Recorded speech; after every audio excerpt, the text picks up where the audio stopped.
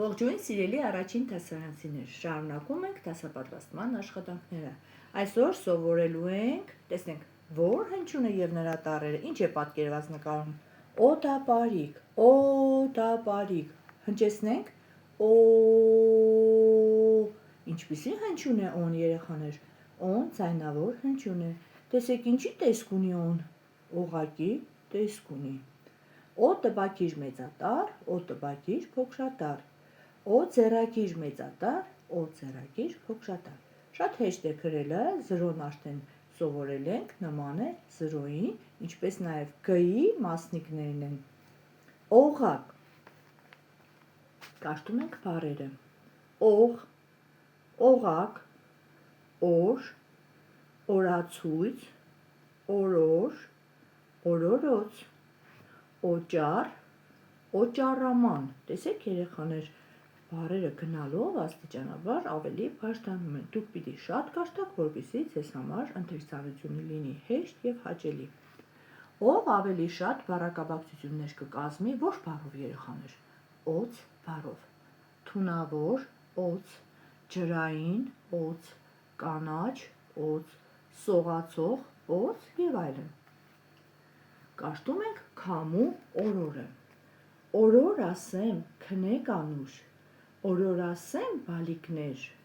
օրորոցում տաք ու հարմար, տեսեք գունեղ երազներ։ Գունեղ նշանակում է գույնս գույն, գունավոր։ Օղապլիտներով կարող ենք պատրաստել օն, ինքն իրենով արդեն պատրաստված է, կարող ենք կիսել, նորից միացնել երեխաներ, ավելի շատ խաղացեք, որպեսզի տպավորվի օն։ Նաև երկու տող գրում ենք ձեռագիր փոքրատառ օ, ձեռագիր մեծատառ օ։ Այժմ կաշտում ենք օյով սկսվող 5 բառեր։ Օր, օրինակ, օրագիր, օճառ, օղակ։ Պատի օրացույց է երեխաներ, օրերը ցույց տվող թերթիկներ։ Ամեն անգամ մեկ թերթիկը պոկելով բացում ենք հաջորդ օրը։